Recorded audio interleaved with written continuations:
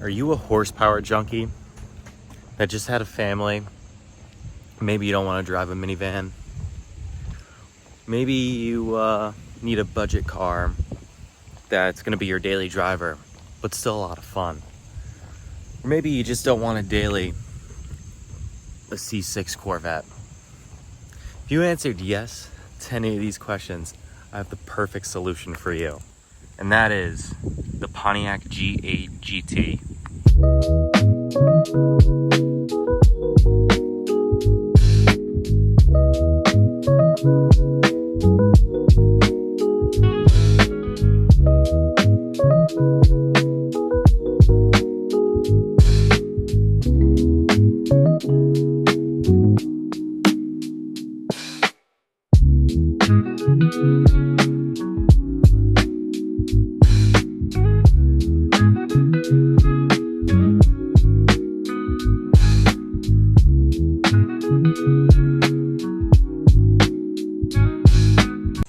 What's going on, guys? My name is Evan and this is Reb's Garage.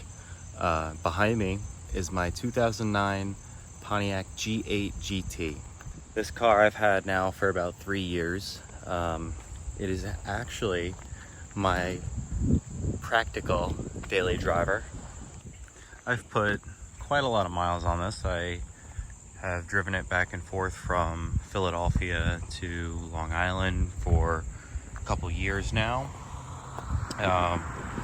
Since I've purchased it, I've done a boatload of work to it, but that's some stuff that we'll go over later on in this video. What you see now is kind of how it stands, but I'll stop talking and let you guys listen to this thing because it is nuts.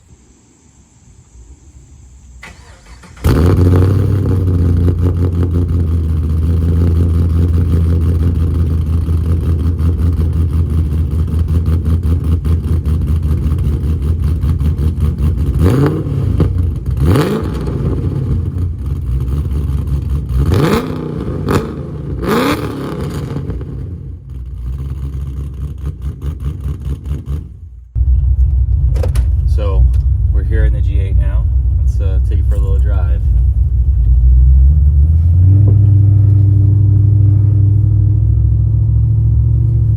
Evidently my neighbors don't really like me. I'm just kidding.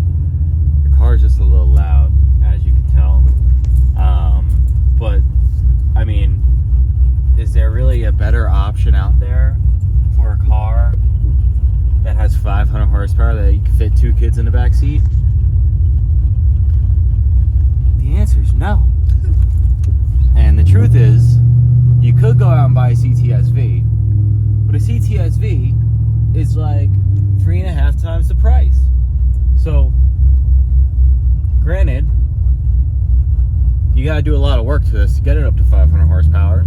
However, it's pretty cool.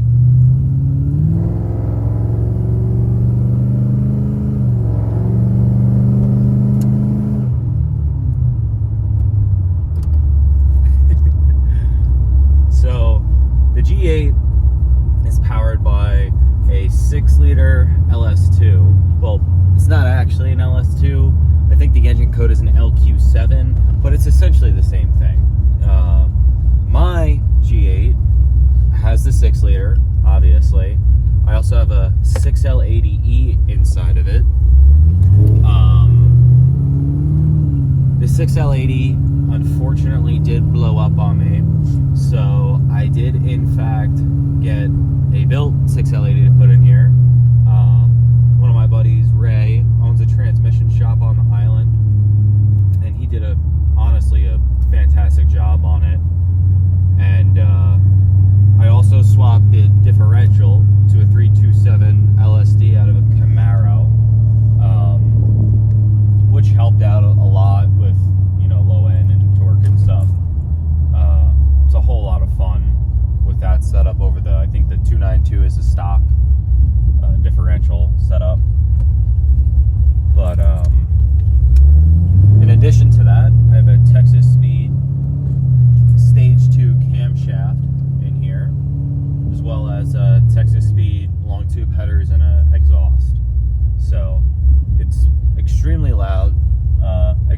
obnoxious, and honestly, extremely fast for a daily driver. Now, as I stated before, I have been daily driving this car for about 3 years in between, whenever it breaks, because I would say it hasn't been super reliable, but it has. A lot of the problems that existed were things that the previous owner did that I just had to go and fix. I paid significantly under market value for this car, so obviously there were some things that needed to be fixed, including the transmission. In addition to that, I also have a PTC torque converter in here, which helped out significantly. And my buddy Trevor actually tuned this car. He did a super out of the park job on it. Took about an hour or so, and now it rips. It's a whole lot of fun, and what more can you ask for a daily? I think in the future I want to throw some valve mufflers on here though, because it is honestly extremely loud, and it's not the best thing for my ears, especially once you're 3 hours into a road trip. You don't want to listen to this awful drone all the time, but you also can do this.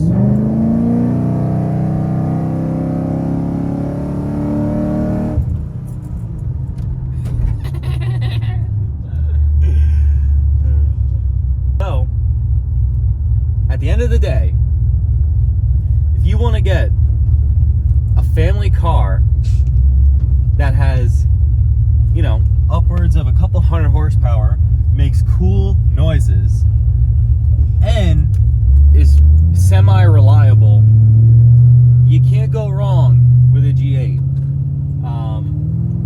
There are some non-negotiables though if you do buy one of these cars, and that is, I highly recommend you go and throw in the CTSV brake setup. I have 6-pot in the front and 4 pots in the rear. Oop. We just scraped, folks. I have 6 pots in the front and 4 pots that are not installed yet on the rear, so you guys will see that in the future. I also have BC Racing coilovers, which is honestly the reason why we just scraped the shit out of this thing.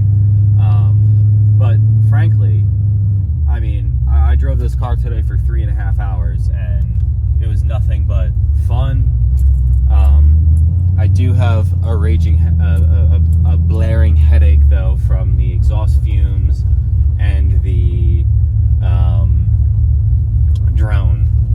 But can you go wrong for $10,000? The answer is no.